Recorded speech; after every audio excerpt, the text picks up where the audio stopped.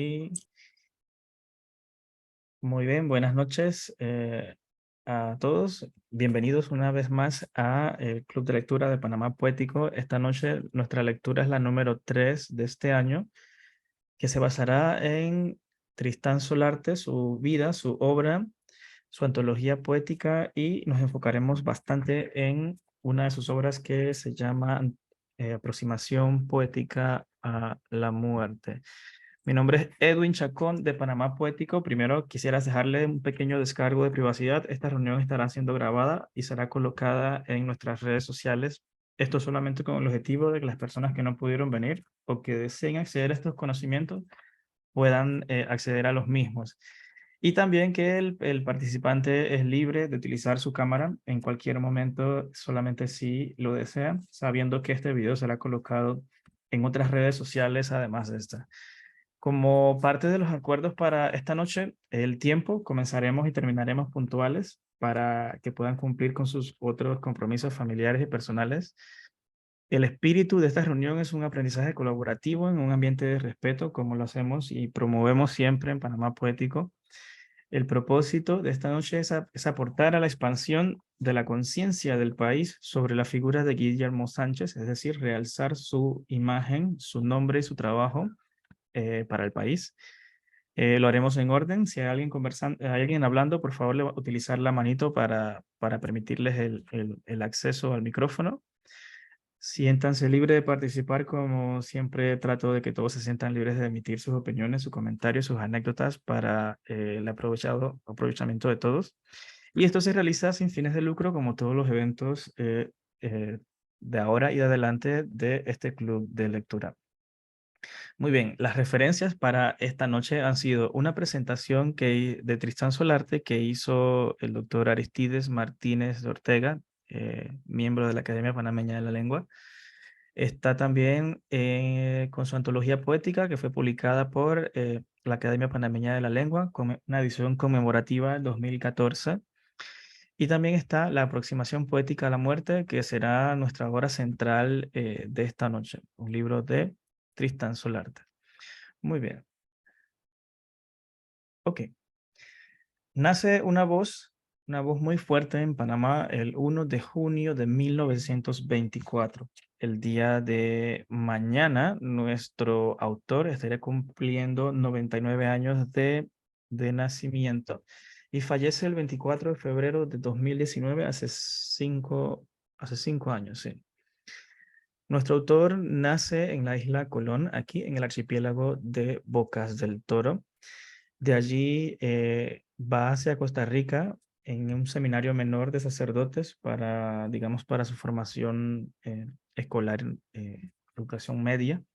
Allí aprende, entre otras cosas, teología, latín y algunas otras lenguas. Este conocimiento del latín me interesa bastante porque a lo largo de su obra se ven ciertos elementos que provienen de la filosofía o que provienen, de hecho, hasta su propio nombre, Tristán, tiene una concepción latina en el que no se puede poner triste, si no me equivoco. Solarte es una isla que está entre la isla Colón y la isla Bastimentos. Esta que está acá se llama la isla Solarte. Y Guillermo Sánchez Borbón utiliza su seudónimo durante toda su carrera como escritor. De regreso en Panamá, es muy conocido también en el ámbito político y del periodismo de opinión por su columna En pocas palabras, que fue una columna de opinión periodística muy contraria a la dictadura de Noriega en Panamá, y por esto se llevó en varias ocasiones la persecución del gobierno, prisión, entre otras cosas, como el exilio, al cual fue eh, obligado a irse dos veces. En cuanto a sus méritos en Panamá, tenemos el premio Ricardo Miró con sus obras El guitarrista y El ahogado en el ámbito de novela. El ahogado puede ser una de las novelas más importantes de nuestro país, Premio Miró de 1953. Y estoy seguro que todos, muchos de nosotros hemos pasado por esa obra cuando estuvimos en otros estudios secundarios. Viene de lejos, llega a ganarse el Premio Miró en la categoría de poesía. Entre otras condecoraciones y premios tenemos al Premio Rogelio Lucinán y la Orden Manuel Amador Guerrero en los últimos años de su vida. Bocas del Toro es el sitio en donde toda la obra de Tristán Solarte nace, vive y se enmarca. En uno de sus poemas, él escribió: "Y cuando ella se fue para siempre, retorné al amor de mi isla, al único amor que, eso creí, me sería fiel hasta la hora de mi muerte. Amén". Es un amor tan grande por esta tierra que se puede comparar, inclusive hasta puede reemplazar el amor físico de una mujer. El poeta ensalza de esta manera su tierra, y lo que vamos a encontrar en toda su obra son elementos muy característicos y pintorescos del folclore como de la idiosincrasia de las personas del archipiélago. Hablemos un poco de la evolución de su poesía, que proviene del comentario del doctor Aristides Martínez Ortega de la Academia Panameña de la Lengua. Él nos dice que el poeta comienza con un lenguaje deslumbrante y con el uso de metáforas y otros elementos más rigurosos al momento de escribir. Y utiliza como ejemplo estos dos poemas: el poema Bárbaro y En el onceno aniversario de la muerte de mi madre. Dos poemas súper interesantes, súper fuertes en sus imágenes y en sus formas. Luego nos dice el doctor Aristides que él pasa de esto hacia un lenguaje un poco más conversacional y utiliza como ejemplo la obra La aproximación poética a la muerte. Y luego va un poco más allá en la conversacionalidad hacia la informalidad menciona estas dos obras: Los nombres y los sitios y Vienen de lejos. Tal como dice su título, el poeta se aproxima a la muerte desde su experiencia humana común y diaria, no desde conceptos y divagaciones intelectuales. Se aproxima desde las experiencias del diario vivir. El largo poema se desarrolla con una secuencia anecdótica en la que el lector descubre la simple y dramática verdad: frente a la muerte, solo morirse cabe. Nos dice el doctor Aristides que el poeta hace un acercamiento desde su experiencia humana común y diaria pensando en la vida de una persona del archipiélago, y no con conceptos o divagaciones intelectuales o inclusive hasta filosóficas, sino un lenguaje perfectamente sencillo que le llega a cualquier persona que lo lea. Es un poema largo, como ya hemos podido ver, y que analiza esta verdad, y es completamente simple: frente a la muerte, solo morirse cabe. Esta noche vamos a ahondar un poco más sobre esa idea de Solarte. Para comprender un poco más esta evolución del lenguaje, aquí hay una pequeña selección que hice del poema Bárbaro frente a la aproximación poética a la muerte. Dicen estos versos del poema Bárbaro: "Voy a envolver mis pasos con la sombra de un pez cualquiera para escalar esta cumbre de niebla". Utiliza diferentes imágenes, un lenguaje totalmente poético, se ve una estructura más formal que cuando lo comparamos, por ejemplo, a la aproximación poética a la muerte, donde comienza y dice: "Fuimos al cementerio, ¿recuerdas? A visitar la tumba de tu hermano. El cementerio situado a las afueras del pueblo, a la orilla del mar, como un puerto de extravío". Aquí el poeta permite el lenguaje coloquial, inclusive al hacer la pregunta intercalada, conservando elementos obviamente de la poesía, como el símil este que tenemos acá. Pero aquí está dentro elementos de la realidad, elementos de la memoria y la locución al cementerio, y esta parte acá que digamos que es como el verso más estructurado que tiene acá. Otra comparación: "Por mis manos se desliza un río, por estas mismas manos que un día soltaron las amarras del mar. De noche la muerte se hace con la voz del mar, quebrándose en los riscos". Permanece aquí todavía la realidad, la memoria, y aquí entonces se hace el uso del lenguaje poético para cargarlo de belleza, mientras que acá el lenguaje poético domina todos los versos y todas las imágenes que se construyen en él. Otro ejemplo más: "Por mis ojos, campos yermos donde pastan antiguos bueyes, regresa Mambrú, triste y cansado". comparado con. Mi vida está llena de estos montoncitos de tierra descuidados, de esos herbazales furiosos que le disputan el sustento a los muertos. Los montoncitos de tierra son las tumbas. Se está haciendo el reemplazo allí. Pero continúa por acá y aquí en el segundo y el tercer verso, elementos de la realidad en un lenguaje bastante conversacional. Sin embargo, acá las comparaciones, la construcción de las imágenes, al igual que anterior, permanecen en todos lados. Entonces, tenemos una obra, por ejemplo, que está completamente estructurada de arriba abajo, mientras que otra está hecha en un lenguaje un poco más simple, como más accesible para las personas. Sin embargo, mantiene elementos provenientes de la poesía. Hablemos un poquito de Mambrú, este Mambrú que está aquí. Eh, la memoria como testigo, para mí es uno de los elementos más importantes de la obra de Solarte. La memoria viene a ser el testigo del lenguaje poético. Todo lo que se dice en el lenguaje poético es la memoria la que está hablando. Ese Mambrú es nada más y nada menos que el Mambrú que seguramente escuchamos nosotros cuando no éramos niños. Es una canción infantil. Mambrú se fue a la guerra, qué dolor, qué pena. Mambrú se fue a la guerra, no sé cuándo vendrá. Do, re, mi, do, re, la, no sé cuándo vendrá. Tenemos ese estribillo pegado en nuestra mente y de la infancia. Y esta es una canción de origen francés en el siglo XVIII que escribieron soldados franceses hacia una burla hacia un general inglés que se llamaba Marlborough y quedamos nosotros en español con Mambrú. Entonces es algo que viene de afuera y lo cantamos nosotros siempre desde niños. Tenemos entonces aquí la memoria presente en todos sus versos. La canción nos dice que nadie sabe cuándo va a regresar Mambrú de la guerra. El poeta nos dice que regresa Mambrú triste y cansado. Lo puede ver cómo regresa de la guerra. Muy bien. Hay otro elemento interesante más que me parece digno de discutir y es la corriente de Heráclito. Hemos conversado en este grupo de lectura sobre ese concepto filosófico del tiempo desde el punto de vista de Heráclito y también está presente en la obra de Solarte. En el poema Encuentro, él escribió: de los años de pensar que el tiempo es nada, que es río con declive de regreso y brisa eternamente renovada.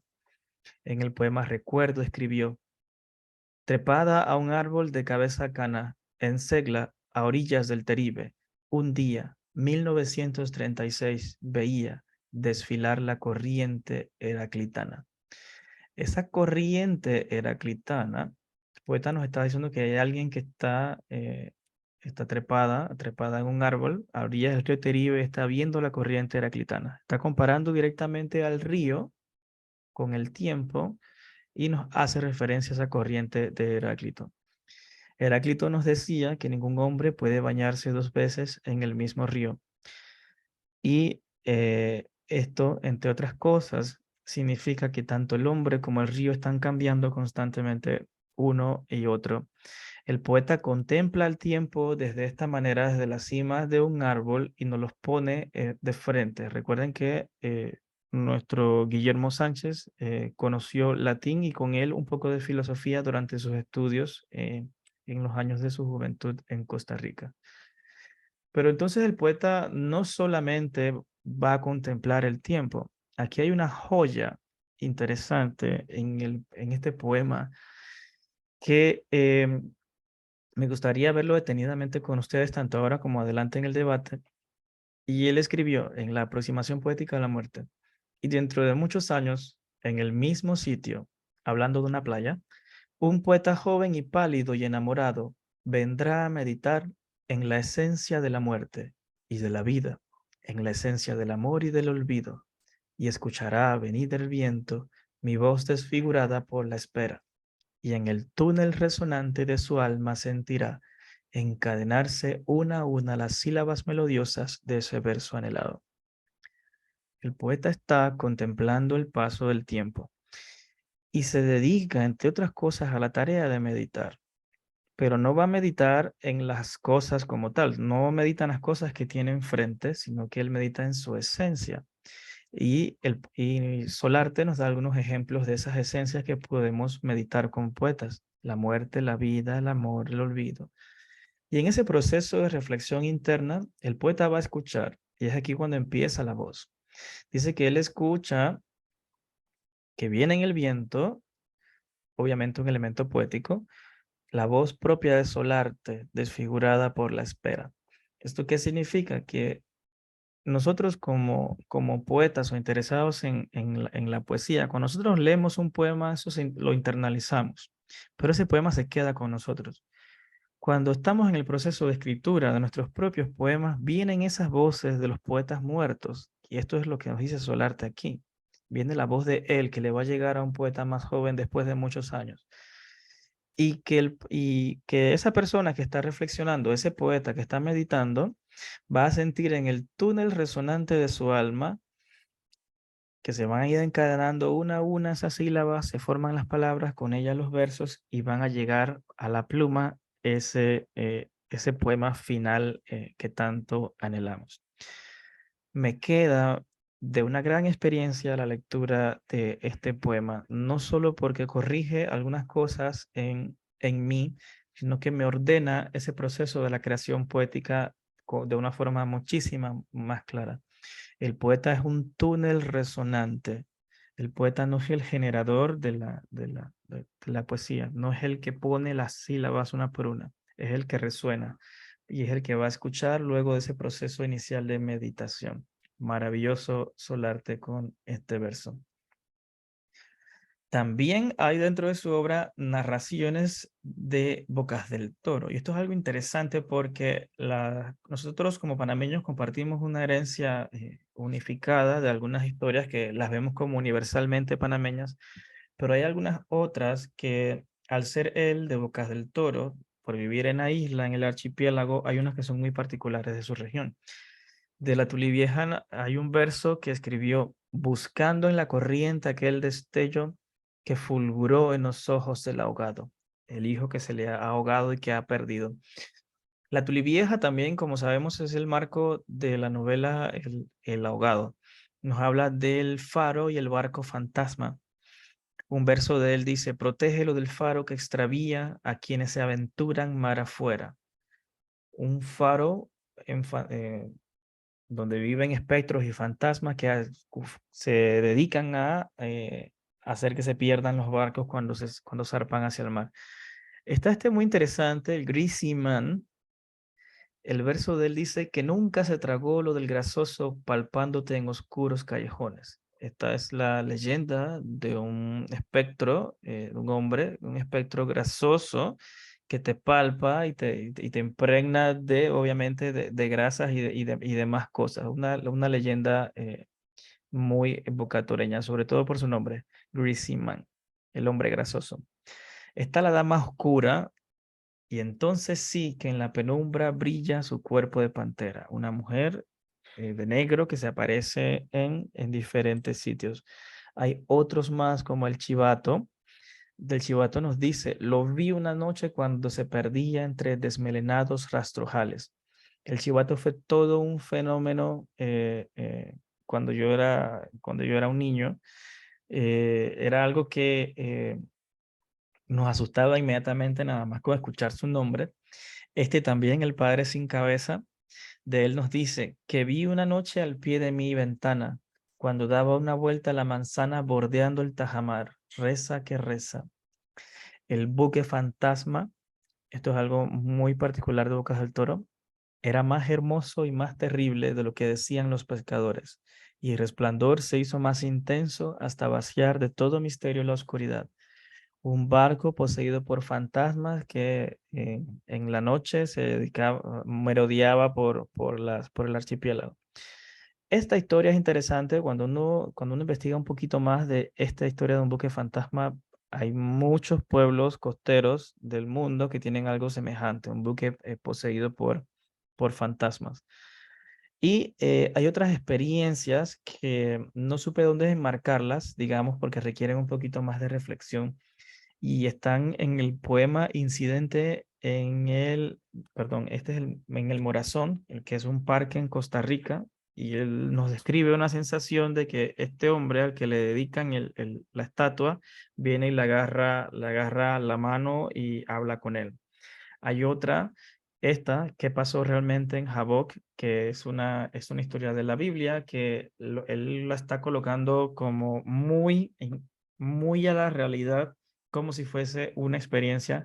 Y hay otros elementos por ahí, entre fantasmas y otras cosas, sueños, parálisis de sueño, que se notan en la poesía, cosas que el poeta habla de recién se despierta, que tienen mucho que ver con vamos a decirlo en un nombre genérico, lo paranormal, pero que se pueden explicar desde otros puntos de vista, pero son experiencias que el poeta ha dejado por allí en trazos en sus diferentes poemas.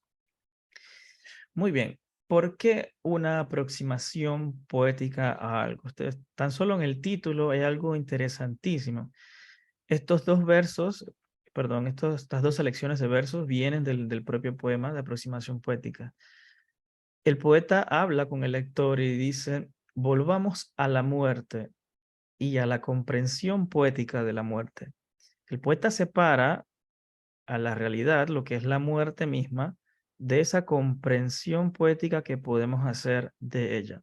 Más adelante dice, la muerte me ha abierto todos sus secretos, todas las puertas que le cerró a la ciencia y a la bruja.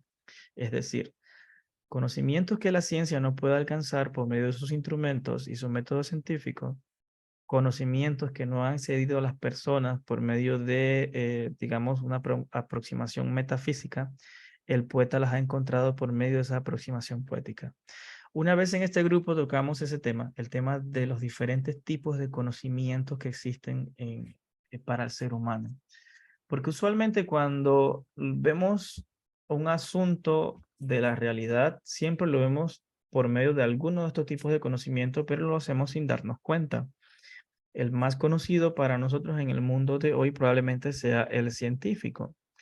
El conocimiento científico se plantea ante las demás personas como un conocimiento irrefutable. Eso lo dicen los científicos, pero también los empíricos, los intuitivos, los religiosos, todos los demás hablan que desde su punto de vista el conocimiento como tal es real y es final. Entonces tenemos como seres humanos diferentes maneras de acercarnos a un asunto. Y si ven en la mayoría de las imágenes que ustedes busquen o donde sea que vayan a ver, el conocimiento poético no aparece como una categoría desde donde nosotros podamos acercarnos a un asunto de la realidad. Sí aparece el filosófico, sí aparece el subjetivo, pero la poesía es diferente a esas cosas. Entonces, el conocimiento poético viene a constituir una nueva categoría de conocimiento en sí mismo. Y vamos a hablar de ese tipo de conocimiento hoy. Y cómo es de diferente el hecho en sí mismo, en este caso la muerte, a cómo lo podemos comprender, la podemos comprender poéticamente. Muchísimas gracias por estar en esta presentación y acá tengo algunas ideas para nuestro conversatorio. Primero, quiero saludar a Blanca que entró recientemente. Blanca, buenas noches, bienvenida. Buenas noches, muchas gracias. Gusto saludarte, Blanca. Acá estamos con Héctor y con Melitón. Quisiera que comenzáramos este conversatorio con una valoración general, como siempre hacemos, de la obra de nuestro poeta Tristán Solarte. Allí puede mencionar algunas de las características de su obra. Vamos a hablar luego de esto. Bueno, la pregunta es, ¿cuál es la función de la memoria en su obra? Pueden dar algunos ejemplos o cómo esa nostalgia impregna el poema. Vamos a hablar sobre las características de una aproximación poética a algo. Me gustaría que entre todos definiéramos algunas de esas características de ese conocimiento poético que podemos alcanzar y cómo se diferencia de los otros tipos de conocimientos que tiene el ser humano. Por último, vamos a preguntarnos cómo describe nuestro poeta poéticamente, valga la redundancia, el concepto de la realidad que es la muerte. Vamos a hablar de algunos detallitos que nos dice el poeta sobre qué es la muerte, cómo se experimenta y qué fin tiene para nosotros. Voy a terminar de compartir mi pantalla por acá. Muy bien, regresamos al Zoom entonces. Y bueno, luego de haberles dado la bienvenida. Sí, dale, Blanca, puedes ir escuchando y luego cuando terminas te puedes conectar con nosotros. Así que bueno, comencemos entonces con una valoración general de nuestro poeta Tristán Solarte y de algunas características de su obra. Bienvenidos. ¿A quién le gustaría comenzar?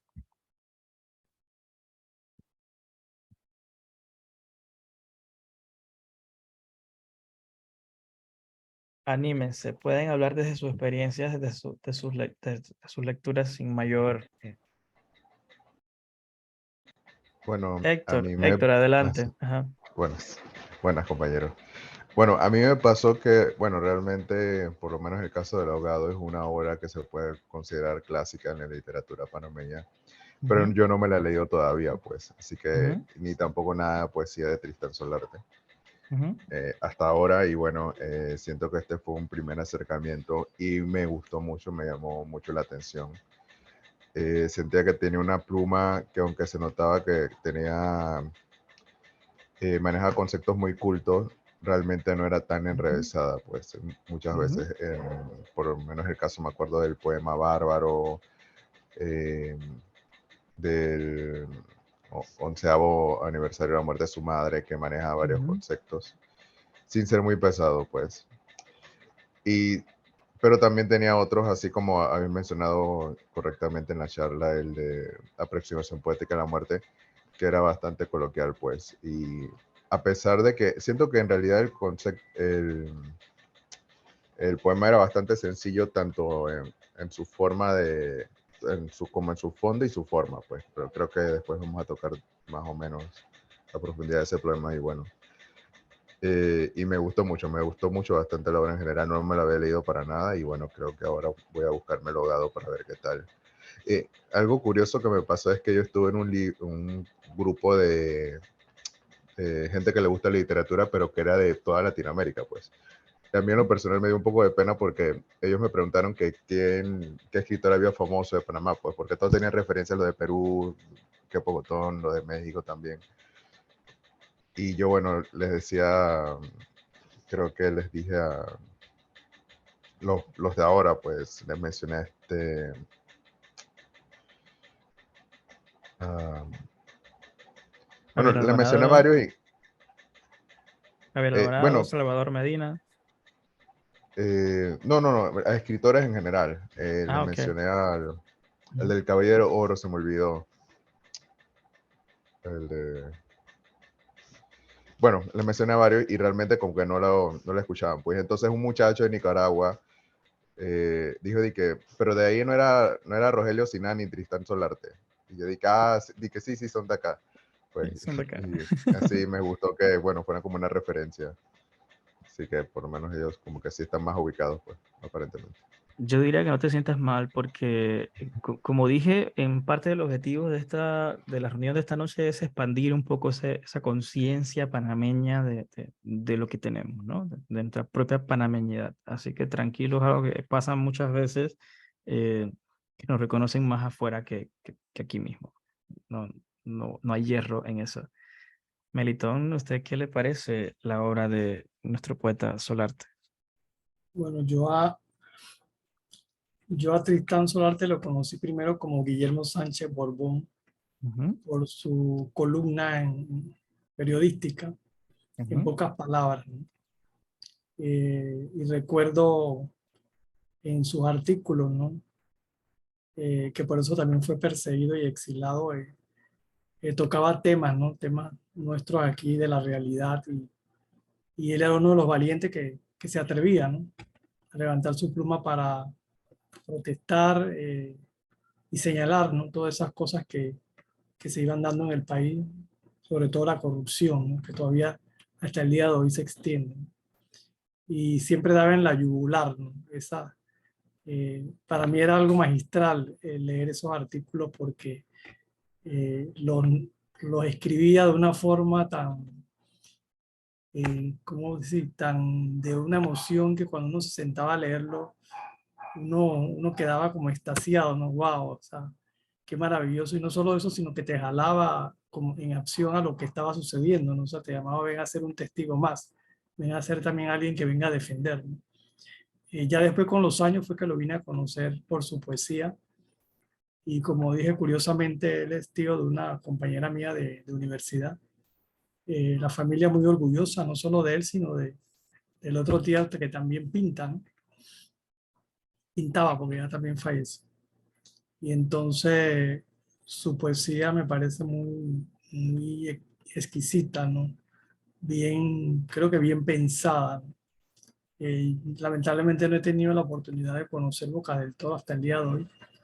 Creo que es un viaje obligado, ¿no? Que hay que hacer y quizás pronto, pero de la forma esa tan profunda, ¿no? De que él habla de su tierra, tantas vivencias, ¿no? Y cosas que él derrama en su poesía y, y sobre todo ese poema que mencionaste, Aproximación Poética a la Muerte, que vamos a ir hablando más, de gran altura, ¿no? Excelente, Melitón. Muchísimas gracias por su participación. Blanca, entiendo que ahorita no puede hablar, pero en el momento que usted pueda, con mucho gusto, solamente nos hace saber que está disponible y con gusto le integramos. Pero gracias por estar acá. De Héctor, yo me quedo con ese conocimiento profundo que tenía el señor Guillermo Sánchez. Esto definitivamente se ve que es un hombre que leía, porque hay elementos que provienen de filosofía, de historia, entre otras cosas.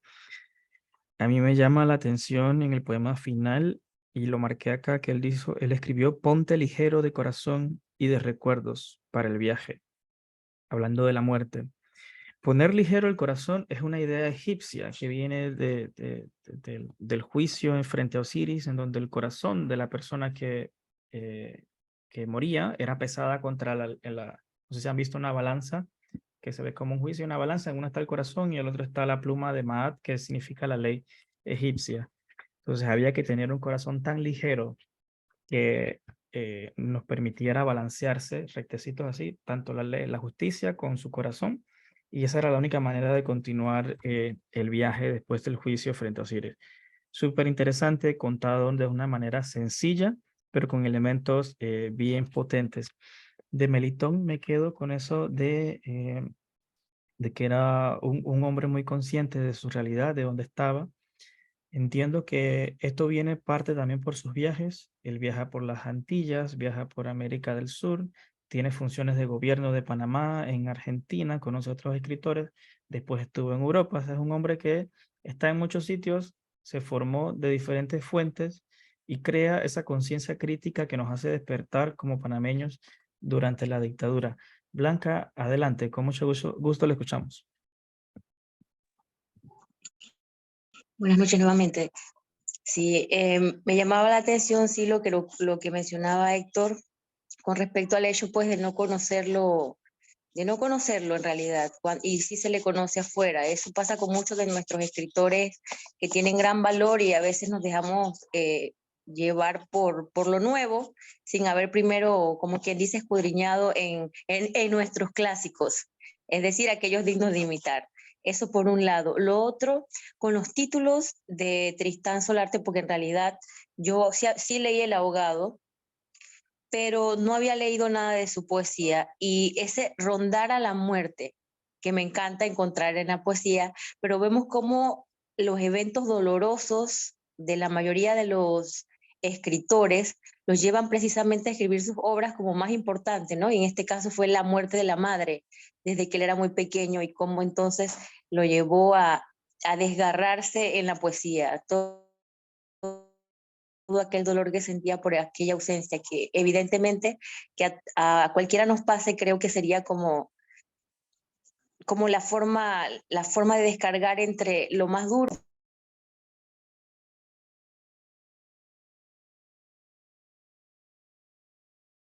Perdimos su voz, Blanca. Por favor, no nos avisa si está por allí. Sí, sí, sí. Ok. Ah, ya había terminado, disculpa, no le había comprendido esa parte. sí, es una poesía que se levanta desde la muerte. Me siento un poco identificado con esto. Usualmente, yo siempre digo que la poesía es un descubrimiento. Hay algo que ocurre en tu vida, un punto de inflexión así, ¡pac!, que te hace abrir tu conciencia a algo que nunca habías tenido antes. Es una nueva forma de conocimiento y me pasa igual, por medio de la muerte. Entonces, no es que querramos escribir siempre en un estilo oscuro, sino que la muerte fue como la llave que te hace ver, te hace despertar la conciencia poética y es algo como que nunca más te vas a poder separar de ella. O sea, siempre puedes estar hablando del amor, de lo que sea, pero cuando va a haber un momento en donde siempre vas hacia allá, que es como naces a la poesía a partir de un concepto o de un hecho. Muy bien, muchísimas gracias por su participación. Continuamos con la función de la memoria en la obra de Solarte, o la función de la memoria de forma general al momento de, de nosotros escribir poesía. Puedo arrancar yo, si lo desean. Hay un tema de la memoria que a mí me preocupa y es que la memoria es inexacta. La memoria, a pesar que nosotros lo veamos como que eso es lo que pasó, el cerebro no construye la memoria solamente con experiencias.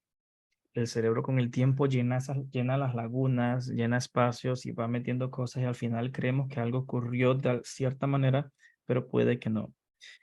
Entonces, para mí la memoria no es de fiarse mucho al momento de escribir. Obviamente hay elementos de nuestro pasado que son muy importantes, que no se pueden descartar, pero no como agarrarla no agarrarla como un conocimiento literal, pero sí podemos escribir desde la nostalgia de algunas cosas que han pasado, que ya no tenemos, que no volverán, porque como seres humanos no podemos sentirnos tristes si hemos perdido a alguien, no podemos evitar sentirnos tristes por eso. Para eso en las poesías, por ejemplo, tenemos las elegías. De hecho, me pareció haber anotado unas 3 elegías a lo largo de la obra sin el nombre de elegía. Por ejemplo, la noticia de Ginjin para mí constituye una elegía como tal. Él dice, Ginjin, yo sé que fuiste directamente al cielo. Sus puertas desaparecieron como si hubieran sido accionadas por un mecanismo automático que tu sola presencia hubiera abierto de par en par.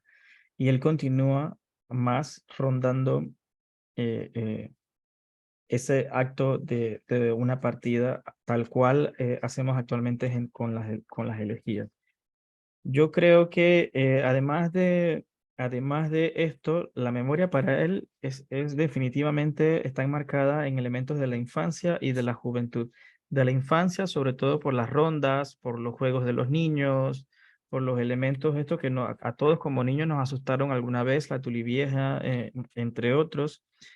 Eh, pero también hay algo que noto en la memoria de nuestro poeta y es que cumple una función también como de condena. Y eso lo podemos ver en el 11º aniversario de la muerte de mi madre. Él utiliza la anáfora del perdóname, perdóname, perdóname, perdóname. Repite el perdóname 7 veces al inicio.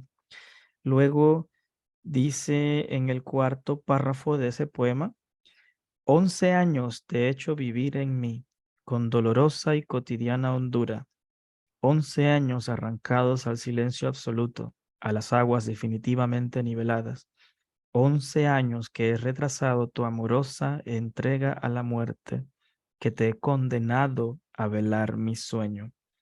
Hoy que ya regreso de la vida, que una helada quietud me va alejando de todo lo que he sido, vengo a decirte con 11 años de retraso, descansa en paz.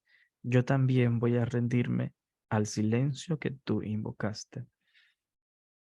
El recuerdo como prisión, hice una nota aquí cuando él dijo, 11 años te he hecho vivir en mí. O sea, en su memoria, él añoraba a su madre, y lo hizo durante 11 años hasta cuando llegó a ese acto de la aceptación y pudo entonces pidiendo perdón a su madre por este acto de mantenerla viva tanto tiempo, eh, entregarse a la aceptación de la idea de que su madre no está, y no solamente la de su madre, sino también la de él mismo, de que él también está acercándose.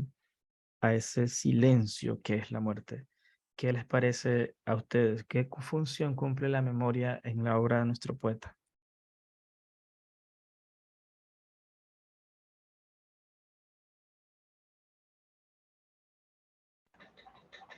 Sí, bueno, yo pienso que es una forma. ¿Me están escuchando? Sí, sí. Yo pienso que es Sí. una forma, o bueno, por lo menos, no sé si habrá sido así, como que es complementario a la idea de la muerte, pues. Yo sí siento que quizás algo que más se repite no solamente en los poemas que seleccionamos en Aproximaciones a la Muerte, en el conjunto de Aproximaciones a la Muerte, sino que se repite en varios de sus poemas.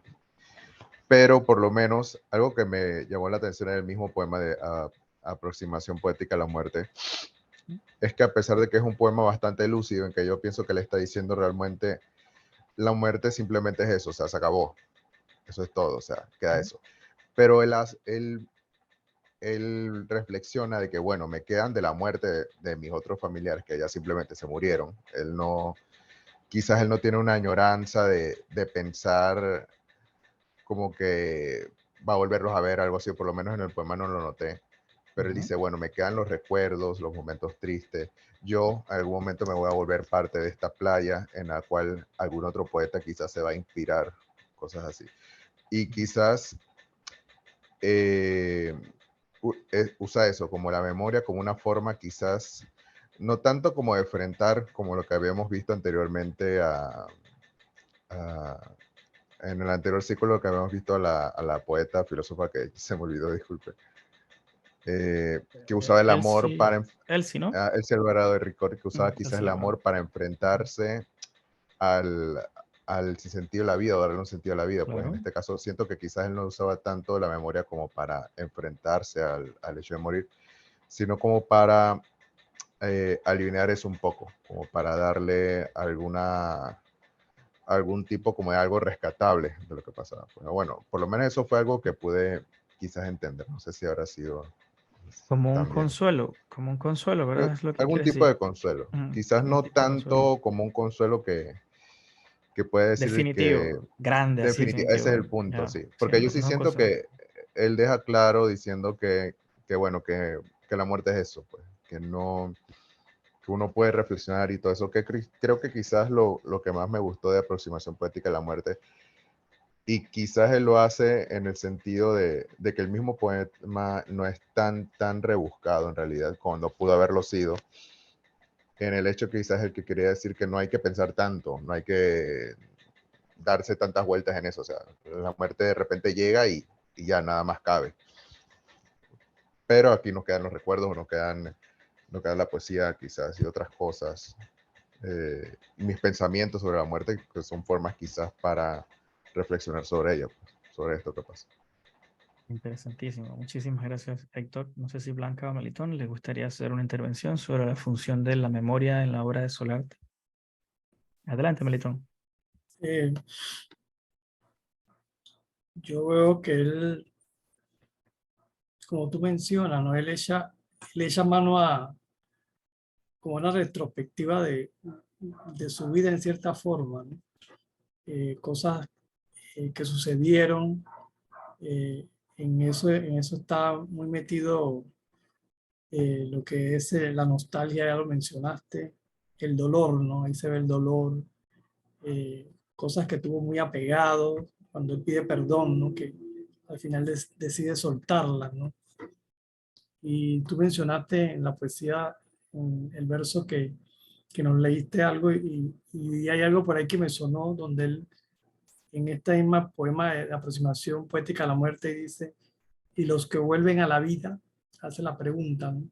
Los que vuelven a la vida y encuentran su alcoba ocupada por extraños y que el hermano menor le usa los zapatos y que a la novia le han vuelto el color a las mejillas, hace esas preguntas, ¿no? Y entonces, eh, ese juego que él hace y los que vuelven a la vida, o sea, yo veo donde en ese tiempo de que él habla de esos 11 años donde pide perdón y quizás nos pasó a todos, donde cuando fallece alguien como mi mamá que falleció y uno se sume en ese dolor que no quiere soltarlo, ¿no?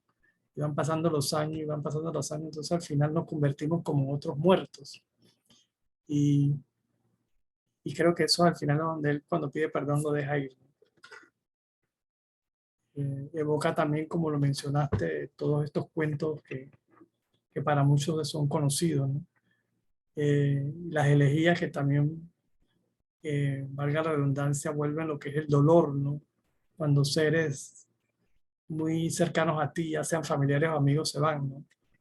Y quedas tú soltando esa elegía para quizás desahogarte, ¿no? Para dejarlo ir. Gracias, Melitón, por recalcar el proceso de luto, que definitivamente es diferente cuando cambiamos, ¿no? Desde persona a persona. Lo que, escuchándole, me llama la atención, él nace en 1924 y escribe Aproximación Poética a la Muerte en 1952. Estamos hablando de que tenía 25, 27, 28 años cuando escribe una obra como esta.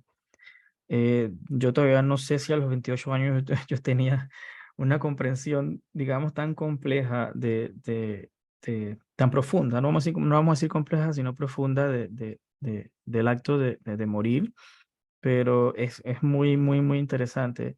Usualmente el proceso de la nostalgia comienza en el ocaso de la vida de uno, cuando uno siente que ya llegó un tiempo, no sé qué. Entonces ahí viene la retrospección y la nostalgia, pero tenemos al poeta en su juventud escribiendo versos tan poderosos como estos. Muchísimas gracias, Melitón.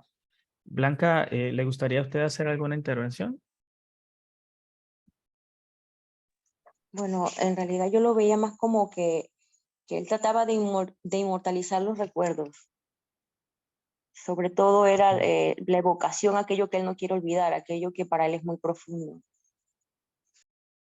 Y pensando en esto de los 28 años, usted a sus 28 años, ¿usted sentía ese impulso de la inmortalización de los recuerdos? Creo que desde niña, la verdad. Sí le ocurre entonces. Así es. Excelente. Bueno, es interesantísimo. En el pasado los faraones levantaban pirámides, hacían escribir todas sus vidas en piedra para perpetuarse. Y ese acto de no morir nunca, definitivamente hay que, por medio de esta perpetuación de los recuerdos, es la única manera de que de verdad en el futuro se siga hablando de nosotros y nunca morirían esos recuerdos que tanto cariño le tenemos. Continuamos entonces. Vamos a hacer ahora un análisis sobre las características del conocimiento poético. Como dije antes en mi introducción, me llama mucho la atención esa declaración de que es una aproximación poética a la muerte, es decir, que no es una aproximación matemática, ni científica, ni religiosa, ni filosófica, no es nada de eso, es completamente poética. ¿Cuáles son algunas características de este conocimiento poético? Vamos a ir mencionando de repente una por una y si desean hacer una descripción con mucho gusto. Yo puedo a mencionar algo que se me viene a la mente. Para mí, una aproximación poética definitivamente constituye una forma de conocimiento entera porque es una perspectiva desde la cual se puede eh, aprender la realidad y relacionarnos con nuestro mundo, comenzando por eso, de que se merece su categoría como conocimiento. Y lo segundo que diría es que es un conocimiento que naturalmente no, eh, no se alinea ni de la realidad ni de la irrealidad, sino que es un concepto generador de realidades. Tú puedes, por medio de la expresión poética, tú puedes crear cualquier tipo de cosas hasta inclusive puedes destruir la realidad y crear algo totalmente nuevo. O sea, ese para mí es un principio, una fuerza vital que te permite absolutamente todo. Así describo esto como una característica del conocimiento poético. ¿Qué otras o qué más quisieran agregar ustedes de esto? Recuerdan que yo les decía que el poeta hacía una salvedad, él le decía a su lector, volvamos a la muerte y a la comprensión poética de la muerte. Allí está la diferencia. La realidad es una cosa y la comprensión poética es otra. Melitón, adelante. Sí, yo vuelvo al punto donde tú mencionas que a los 28 años él escribió ese poema. Cuando yo tenía 29 años, un año más que él, mi madre falleció. Y yo recuerdo que después del entierro yo quedé en cama como una semana porque el dolor no me podía parar, ¿no? Y entonces me senté un día a escribir un poema que está publicado en mi primer libro, ¿no? Y, y empiezo como para hacer un release, por la palabra que puede decir. Sírvame, madre de consuelo pleno, saber que tu morada está en el cielo. Y más abajo le hago la pregunta, con mi dolor, ¿qué hacer? Oh madre, dime. Entonces, yo creo que de esa forma veo a Tristán Solarte cuando él le pide perdón a la madre, ¿no? Por esos 11 años. Quizás también yo me pasé mucho tiempo igual que él. Pero el poema lo solté por ahí mismo, ¿no? Me va muriendo y algunos días después yo escribiendo el poema. Eh, y lo veo por ese motivo, ¿no? O sea, quizá la aproximación fue causada por ese dolor de alguna forma. El dolor y que lo sume a uno en un sopor, no sé cómo decirte, yo no sé si era como de locura, de no querer existir, ya se acabó el mundo, ¿qué hago? ¿No? Y entonces ya uno comienza como a sanar un poco a través de esos versos y eso, y creo que de ahí viene la aproximación poética a la muerte del gran Tristán Solante, no solo de su madre, sino ahí menciona a su padre, su abuelo, va dibujando a todos estos personajes. ¿Diría usted, Melitón, que desde esa perspectiva la poesía cumple una función, podemos llamarle psicológica, para afrontar los elementos de la realidad que son difíciles de internalizar? No tendría yo el expertise de dar una respuesta así tan, pero creo que de alguna forma, porque en el camino de mi escritura yo he escrito varias elegías y eso Ajá. fue lo que vimos en la obra de Tristán Solarte, ¿no? Ujú. Y creo que de alguna forma ayudaron. En algún momento yo le digo a mi esposo se le murió la sobrina ahijada de nosotros, faltando 2 días para cumplir 15 años en un accidente de tránsito. Y mi esposa le pasó lo mismo, era un llorar, y esa era una sobrina que ella estaba muy apegada, la estaba ayudando en el colegio y para aquí y para allá. Y de ahí fue donde yo escribí una elegía también, eh, y se la regalé a mi esposa, está publicada en uno de los libros también, y con ese ella me agradeció y dice que ella logró conseguir algo de paz. Entonces yo creo que Sí. de alguna forma, igual me acuerdo que hice una elegía para la abuela de mi amigo allá en Honduras. Esa señora se portó excelente cuando yo vivía ahí por 3 años, fue como una madre para mí. Y, y ellos también cuando les mandé el libro, me dice que la hija, la mamá de él, dice que cómo lloraba, ¿no? Y me agradecían por el poema. O sea que yo creo que hay algo por ahí, ¿no? Que de alguna forma nos juega, ¿no? Nos juega con los sentimientos y con todo eso que tenemos metido en la cabeza. Exacto, que nos ayuda a internalizar la realidad, las cosas difíciles que nos ocurren, que no sabemos cómo afrontar en el momento, proveniendo ese consuelo que usted menciona. Y es un consuelo que es tanto para el que escribe como para el que lee. Se cumple la función de reflejo, ¿no? Dentro de la poesía, tanto del escritor como del lector. ¿Alguien más tiene por allí alguna otra característica del conocimiento poético? ¿Se acuerdan de Cernuda, que hablamos un poco de la realidad y el deseo? ¿Se acuerdan? ¿Se acuerdan por ahí? ¿Qué función tiene el lenguaje poético con el deseo del ser humano?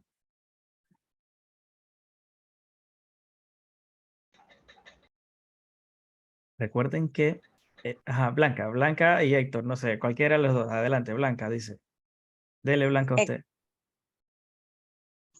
Ok, bien, en el caso, siguiendo la línea de lo que menciona Melitón, yo pienso que más que nada es que precisamente esa aproximación poética es porque cuando el escritor o el poeta lo hace precisamente porque escribir es como una catarsis perpetua para el escritor, que le permite, como quien dice, sacudirse, pero sacudir el dolor, sacudir todo aquello que le está porreando el alma, como, y utiliza porrear como el tambor, ¿no? Cuando se aporrea, porque por ese fuego que va por dentro, pero ese fuego que lastima, ese fuego que las euforias en sí de la vida, pues.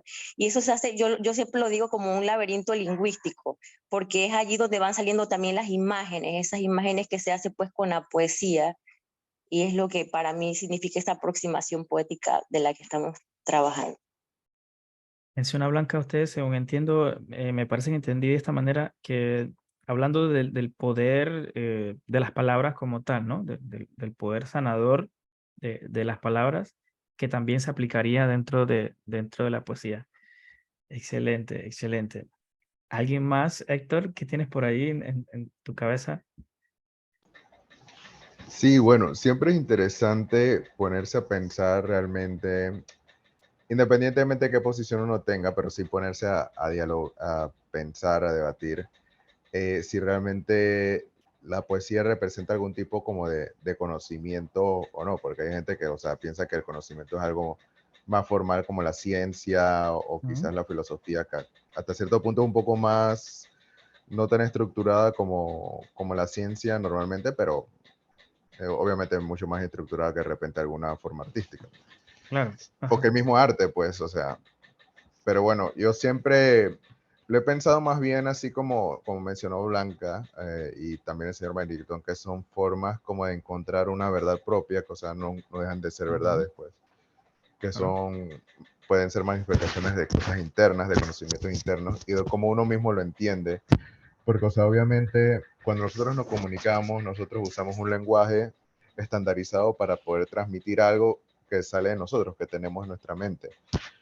Pero quizás son solamente aproximaciones, quizás no es realmente que podamos nunca decir exactamente qué es lo que sentimos, quizás con un concepto universal como la palabra tristeza, pues quizás una persona dice la palabra tristeza y está sintiendo algo más profundo de lo que otra persona que entiende por tristeza, pues, pero bueno, la palabra que existe es tristeza. Y ahí está la poesía, quizás para poder retorcer es un poco más, aproximarlo más a lo que uno siente, obviamente usando el lenguaje, pues, y esa siempre es una forma de verdad, pues. Pero me gustó mucho tu explicación también de crear nuevas realidades, nunca lo había considerado también así. Y bueno, por eso siempre pienso que es un muy buen debate, pues, porque siento que quizás hay cierto tipo como de elitismo en la gente que, de parte y parte, de parte de gente que piensa que el conocimiento o que la obra artística quizás no es tan valiosa por no ser un conocimiento formal. Hay artistas que piensan que la gente que se dedica a ciencias duras o trabajos duros quizás se están perdiendo de algo que es más trascendente que el otro. Yo siempre pienso que es bueno, es un balance y ponerse a pensar de ambos vertientes, pues. Sí, me gustaron estas formas de pensar realmente. No sé cómo lo Héctor, habrá tomado el usted es profesor casi Arthur. usted es casi un filósofo ya, Héctor. Definitivamente ha dicho cosas muy, muy, muy profundas en esta intervención. Has dicho algo súper interesante y es que puede también ser una aproximación porque como seres humanos tenemos una capacidad de saber y expresar lo que sentimos. O sea, es algo interesante también. ¿Qué es lo que tú sientes? Y si eso es realmente lo que lo sientes, también puede ser una aproximación. Por eso, ahí dejas abierto un espacio que hay que cranear muchísimo más. Lo otro es que es algo que se parte de lo subjetivo hacia lo universal con la línea de Blanca sobre la función terapéutica, por llamarlo de alguna manera, que siempre lo hacemos como algo nuestro, pero lo que ocurre es que cuando la poesía sale, ya está en el papel y alguien lo lee, se ve reflejado allí. Entonces es algo que parte de lo subjetivo y personal y se transforma hacia lo colectivo y lo universal, porque más personas se dicen, wow, esto también me pasa a mí. Entonces ya pasa de lo que era nuestro, pasa a lo de los demás y también tiene un parecido. Y tal como dice Héctor, es un conocimiento que no tiene una estructura organizada o formal como lo tendría la filosofía y demás. A nuestro querido Platón no le gustaba la poesía porque a la poesía adoptar elementos irreales podía alejar a la gente de la realidad. Y entonces dice, la poesía es innecesaria en una sociedad perfecta. Allí empezó el estigma. Pero entonces hay otras funciones que se cumplen. Y cuando dije lo de crear nuevas realidades, es verdad. Tú puedes tomar, rompemos las cosas en real e irreal, pero la poesía tiene la capacidad de eliminar esa estructura y crear una nueva a partir de eso, con dicotomía o sin dicotomía. Pero podemos hacer absolutamente cualquier cosa porque es, como dije, es una fuerza creadora. Es una fuerza que inclusive puede eliminar toda la creación actual y empezar por una nueva. Y es la fuerza creadora que proviene obviamente del propio ser humano. Así que excelente. Gracias a todos los que han dicho. Es completamente entero dentro de lo que definimos el conocimiento poético. Quizá en el futuro, si ya tenga una estructura, Héctor, quizá con el trabajo que hagan los poetas, en el fondo, en el futuro lo va a tener. Y lo comparo, por ejemplo, al proceso que tenemos en Panamá o en el mundo del patrimonio cultural inmaterial. Como sabemos, nosotros para el panameño, su pollera, su tamborito, su tambor, su cosa, eso es algo importantísimo. Pero el mundo, para que el mundo lo vea de esa manera, algunos de estos elementos que han llegado allá a considerarse patrimonio universal han tenido que pasar por un proceso de estructuración, que quizá la poesía no tiene ese proceso de fondo de cómo podemos decirlo, estructurarlo. Para preservar el sombrero pintado, por ejemplo, se han tenido que documentar todos los procesos de cómo se trabajan las fibras, cómo trabajan los artesanos, cómo se produce todo hasta el final. Con esa documentación, digamos, se ha podido decir, ah, bueno, sí, de verdad, vale bastante. Tal vez la poesía habría que pensar si lo requiere o no. Y segundo, si hace falta o si en el futuro la podremos tener para que exista una mejor percepción de las personas hacia la poesía. Hay muchas líneas por la cual seguir pensando. Ojalá para futuros debates podamos abordar algunas de ellas. Bien, cerraremos nuestro conversatorio con la última pregunta. ¿Cómo describe poéticamente la muerte? Ustedes han dado algunos indicios, pero me gustaría ahora ver cada uno de ellos, específicamente en ese poema de la aproximación poética a la muerte. ¿Qué dice el poeta de la muerte? ¿Qué es lo que él anticipa que es? Y a mí lo que más me llama la atención es la comparación que él hace de la muerte con un silencio. Frente a la muerte, morir se queda, ya lo habíamos leído, pero él habla repetidamente del silencio como comparación al acto de morirse, entregarse al silencio, permanecer en ese silencio. Y cuando lo pienso de esa manera, estamos hablando de un hombre que lo ve naturalmente desde su perspectiva como ser humano, de forma simple. El muerto está en silencio. No sé nada, no puedo saber más nada de él. Él no utiliza promesas de vida eterna, no utiliza elementos de un juicio final, no, más nada. Solamente dice el muerto el muerto está en silencio. Simplemente el muerto está en silencio. Como si la muerte fuese algo que no se puede aprender desde nuestra perspectiva, porque la única manera de hablar de la muerte es morirse. Y como ningún ser humano ha sido capaz de hacerlo, simplemente va a continuar siendo un enigma cerrado que se reduce al silencio. ¿Qué otras cosas encontraron ustedes? ¿Cómo describe nuestro poeta a la muerte? Encontré el verso que había marcado. Él dice... ya es hora de regresar a la clara escuela del silencio. La clara escuela del silencio, la muerte. Elitón, adelante. Aquí, bueno, cuando tú dices uno de los versos, frente a la muerte solo morirse cabe, y al muerto solo le queda gozar su muerte en paz. Solo le toca hartarse de su muerte por toda la eternidad, sin interferencia, sin testigos ajenos a la muerte, sin oraciones de dudosa eficacia, sin crespones negros, sin noverarios, sin tazas de café y sin coronas insultantes. Frente a la muerte solo morirse cabe. Sí, ayer me dieron la noticia que falleció una vecina mía de mi infancia, una señora muy, muy querida. Y ahí viene todo eso, ¿no? Todo el mundo preguntando, ¿y cuándo es el sepelio? Y esto, y van a recolectar para la corona. Y aquí lo vemos en el poema, ¿no? Eso lo vivimos cada vez que pasamos por este ciclo, ¿no? Y yo a veces, yo creo que sobre todo estos últimos tiempos, nosotros culpamos a Dios a veces de todas, de muchas cosas, pero también culpamos a la muerte, ¿no? Entonces, hay que como hacerse la pregunta, ¿y quién es la muerte? ¿Lo divisamos como un ser igual que Dios? ¿O un ser así también que podemos imaginar como un Dios? Y todo el mundo echándole la culpa a la muerte a veces, y la muerte, y la muerte, y la vamos sonando y sonando. Yo hasta me atreví en un poema a vestirla de enfermera, ¿no? De la muerte vestida de enfermera llegaba al hospital estos nuestros a saturar, ¿no? A cuidar enfermos para que al final ella es la que tiene que cargar con todos los muertos, ¿no? Entonces ahí va la pregunta de que, en verdad, ¿qué es la muerte? ¿Quién es la muerte? Nadie quiere hablar de ella. Nos cuesta tomar decisiones a futuro sobre lo que va a suceder con cada uno de nosotros. Entonces, con esas preguntas que cierro yo mi participación. Muchísimas gracias, Melitón. Interesantísimo eso de la presencia de la muerte en los hospitales, porque es precisamente el punto de entrada de muchas personas, ¿no? Yo había dicho que la muerte para nuestro poeta era un silencio, pues. Pero eso tiene una razón filosófica y que también está dentro del propio poema. Yo lo había comentado, estaba buscando esa anotación.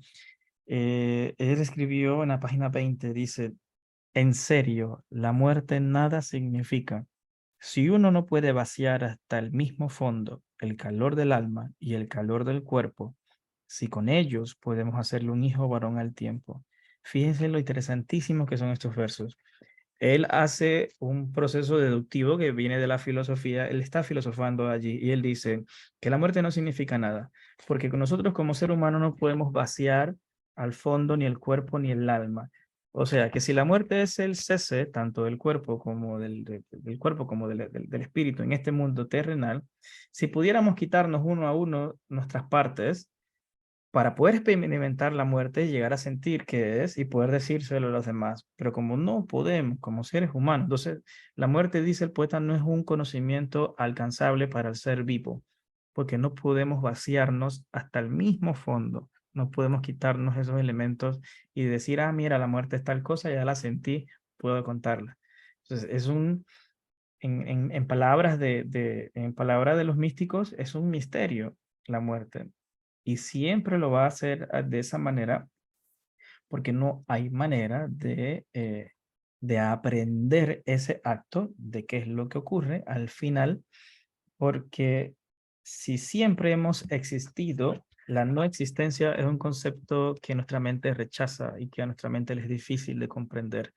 Pero la muerte es eso, es silencio, es no existencia. Así que muchas gracias, Melitón. No sé si Héctor o Blanca le gustaría hacer una intervención de qué más describe nuestro poeta Tristán Solarte, cómo describe la muerte. Para mí describe la muerte también como soledad, despedida y dolor. Por ejemplo, con estos dos versos. Ay, que solo me han ido dejando todos estos años de separación. Gracias.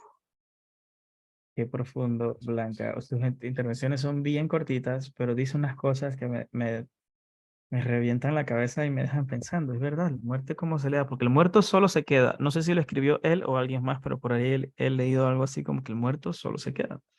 Está solo en la fría tumba, con los matorrales y todo. Aquí recuerdan que él hablaba de los matorrales arriba de las tumbas y demás.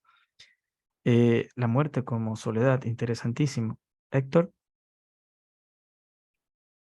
ya hablamos de la muerte Sí, como soledad, como silencio, como incomprensible, como inalcanzable para la conciencia. ¿Qué otras cositas quedan por ahí? sí, yo pienso que la ve como, como un fin último, realmente. Yo siento que tiene al menos eso presentí, que tiene un mensaje quizás de no pensar tanto, que no es necesario hacerle tantas preguntas o que no es posible, pues porque simplemente la muerte es eso. Entonces, me llama bastante la atención y que parece un mensaje sencillo, pero como que quizás alguien en lo normal siempre queda con ganas de algo más, pues. Y siento que quizás él está como yendo un poco en contra de ese instinto normal de querer pensar algo más sobre la muerte, pero pienso que lo ve como un punto en final, pues. Está reflexionando en las cosas que hay alrededor, pero que en sí él piensa que, bueno, que con la muerte solamente cabe morirse. Eso era lo que más o menos pude entender.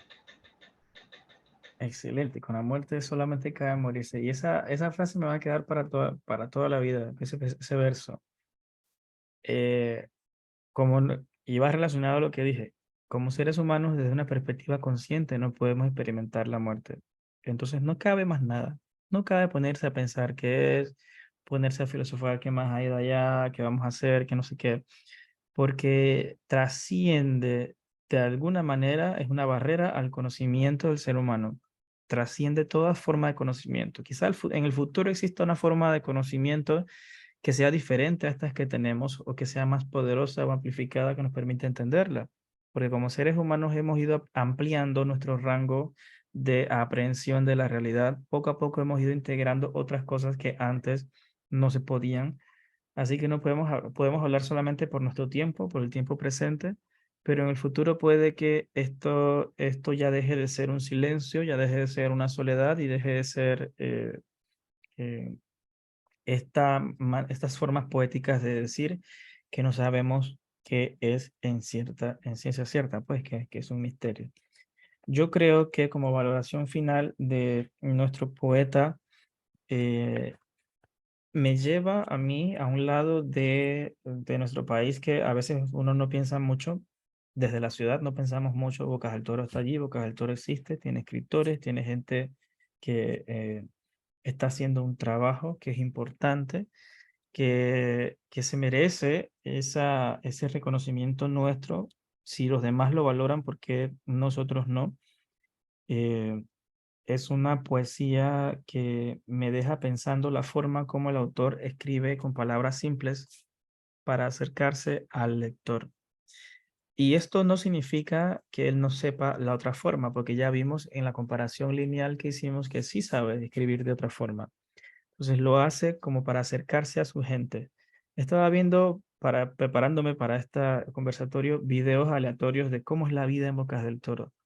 Y, y cuando pienso en esas personas que vi, definitivamente que lo que hizo nuestro poeta está escrito para este tipo de personas, las personas de calle, las personas de a pie, y, y deja, para mi punto de vista, deja un precedente sobre, sobre cómo vamos a escribir hacia las personas que nos están leyendo. Hablaba con Héctor y con Melitón al inicio sobre nuestra responsabilidad como poetas hacia las personas. ¿Cómo vamos a escribir una poesía que las personas no entienden? Y esa es una de las causas originales que la gente dice, yo no leo poesía si yo no entiendo eso. Por experiencia les digo que también yo no leía poesía porque yo no entendía eso. Hasta que poco a poco uno va entrando, uno va entrando y uno va conociendo. Entonces, pónganse a pensar cómo están, por ejemplo, los concursos literarios de nuestro patio y del exterior. Son concursos literarios que seleccionan obras que están hechas para los poetas. Solamente los poetas van a entender eso y les va a encantar y va a decir, wow, qué perfecto, este se merece el premio, bueno, este es el que va a ganar.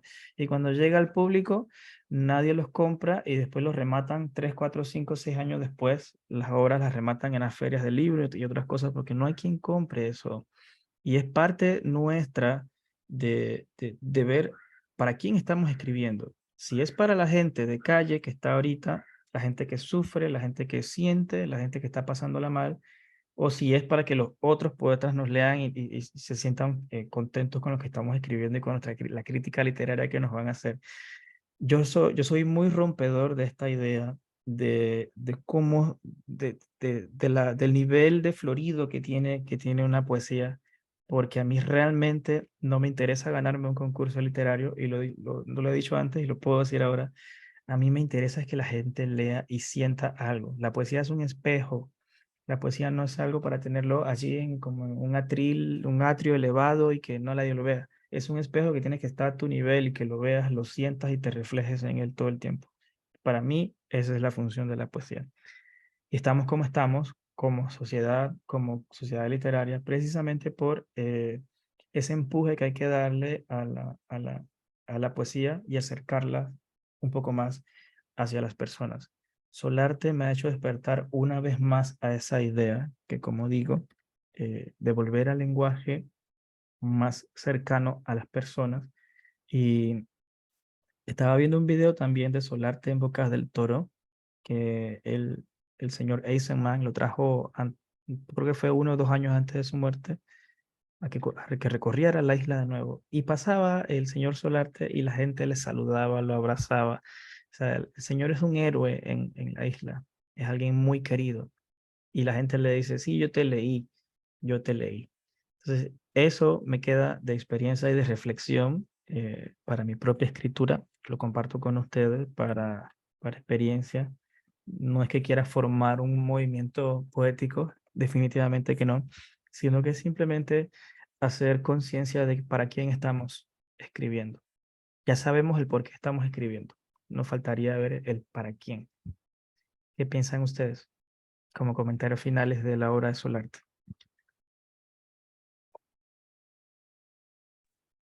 Yo Melitón, dale. estoy de acuerdo con lo que dicen, ¿no? Sí, porque me ha tocado mucha gente, dice que me acuerdo de un libro de poesía que ganó el Miró y yo yo no entiendo nada de esto. Entiendo. Puro bla, bla, bla, y menciona, va, y muy bello, muy bonito, pero y quizá eso, nos debemos acercarnos más a lo que es el ser humano, ¿no? A las realidades nuestras, ¿no? Yo lo digo porque algunas de las poesías mías que tuvieron que ver con algo político o algo así un poco folclórico fueron las que más gustaron. Ujú. Entonces, quizás eso, ¿no? Reconsiderar y es verdad, queremos ganar un concurso, queremos que alguien lo lea y lo sienta y lo disfrute. Así es. Bueno, yo he pensado eso, yo al son que voy, yo jamás voy a ganar un concurso, como digo, no es mi intención, y es porque los poetas van a escoger una obra que sea estética completamente, o sea, que sea agradable a los poetas, pero no agradable quizá a las personas de a pie. Entonces, hay que establecer allí un poquito de cuál va a ser mi visión personal, hacia quién voy a escribir. Y eso es algo muy particular de cada uno de nosotros y que puede transformarse a lo largo del tiempo, definitivamente que sí se puede transformar, pero que hay que pensarlo bastantito. No sé si Blanca o Héctor tienen algunas palabras de despedida. Pero no necesariamente, tomando en cuenta lo que dice el señor Melitón, cuando se escribe esa parte del acercamiento al ser humano, yo pienso que por eso es que obviamente la poesía tiene muchas temáticas, pero para mí no necesariamente tiene que ser el acercamiento al ser humano. Y para mí sí tiene mucho que ver con el juego del lenguaje, el hecho de utilizar las figuras literarias, porque hay quienes esperan ver un lenguaje llano y para mí la poesía sí tiene que llevar figuras literarias, en el sentido pues de que no tiene que ver con la temática, sino la forma como se trabaja, porque puede ser cualquier temática, pero los giros lingüísticos que le puedan dar para mí tienen muchísimo valor. Sí, excelente. Los elementos que formarían parte de la estructura, definitivamente que tienen que continuar y tienen que estar. Héctor, quisieras aportar algo, tus palabras serán el cierre, bienvenido. Ah, sí. Bueno, yo pienso que es un buen ejemplo para esto, para esa pregunta es o la obra completa del Solarte, o sea, si la analizamos toda, porque por lo menos en poemas como Poema Bárbaro, o no me acuerdo, que tiene la palabra bárbaro el título, o Sí, sea, eso, ahí poema bárbaro. yo creo que ahí él juega un poco más con el lenguaje y usa algunos términos que yo siento que tienen que quizás uno tener algo más de conocimiento para entender las metáforas y eso y que le guste, pues. Ujú. Y bueno, y tienen otro que es más diálogo, como aproximación poética a la muerte, pues, o sea, siento que quizás como una obra, como un todo, uno puede tratar de hacer algo quizás más próximo a la gente también, y bueno, puede hacer algo quizás más elaborado, más poético, pues, porque creo que también hay un problema de que sí hay exponentes poéticos, quizás aquí en Panamá no mucho, pero sí hay exponentes poéticos, sobre todo en habla hispana, tanto en España como en el resto de Latinoamérica, que son relativamente famosos, que llenan ferias y eso, pero que quizás cuando uno los lee y no son tan profundos, pues, pero siento que quizás logran tener una función de acercar a las personas a la poesía, que sienten que se acercan, pues. Yo siempre lo digo y a veces lo digo sin pena y había gente que se ríe. Yo digo que yo había dejado de leer por bastante tiempo, yo leía en la infancia, pues, y lo dejé. Y yo la retomé fue porque una profesora en tercer año de secundaria nos puso a leer a Paulo Coelho y me gustó El alquimista realmente. Y ahora lo leo y yo sé que obviamente no es el mejor libro del mundo, pero o sea, le agradezco que me volvió a acercar a eso. Claro. O sea, quizás cada cosa podría tener su lugar, pues no es necesario que ambas sean visiones opuestas, pues. Y obviamente, pues si uno quiere poder llevarle esto a más gente, que puede ser que con el tiempo pueden desarrollar un potencial tanto de lector como de escritor, un lenguaje sencillo es una forma más fácil, pues. Pero siento que ambas tienen pueden tener su valor y pueden tener su lugar, pues. No es necesario que sean visiones antagónicas. Y aquí hay como, por ejemplo, Tizar Solarte, que tenía poemas que incluso uno tiene que conocer hasta los mismos cosas regionales tanto Claro. de Boca del Toro o de Panamá o de Costa Rica, pues para poder entenderlos realmente, tener bien el contexto. Pero tiene otros que son más comunes, pues, así que son más universales, así que bueno, siento que pueden ser visiones válidas ambas. Excelente, Héctor. Muchísimas gracias. Me quedo con la coexistencia que mencionas. Es un ámbito muy diverso, la poesía. Para mí, la poesía es tan diversa como el propio ser humano es. Los temas son tan diversos como los temas que le interesan al ser humano. Las capacidades y potencialidades son tan diversos como lo somos todos nosotros. El tema de nuestra cultura panameña, muy particularmente, necesita un empuje. Es un empuje que nace desde el hogar, que continúa en la escuela y que, por último, busca que se despierte algo dentro de esa persona para que solita el resto de su vida continúe y siga adelante en la búsqueda y en el entendimiento de lo que somos como seres humanos, de las capacidades que tenemos, y que definitivamente es un trabajo en conjunto como sociedad, que es lento y que estamos todos involucrados en él.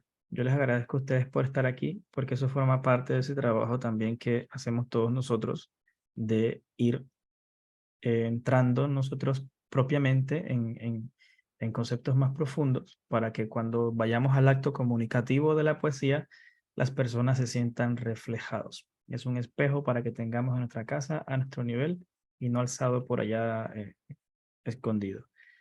Gracias por estar acá. De esta manera cierro este conversatorio. Muchísimas gracias por venir y nos vemos en la próxima. Recuerden que antes que se vayan, si tienen alguna sugerencia de alguna obra, preferentemente que esté en digital, en alguna biblioteca virtual, con mucho gusto pueden referírmela para colocarla en junio, que tenemos un espacio en junio para eso.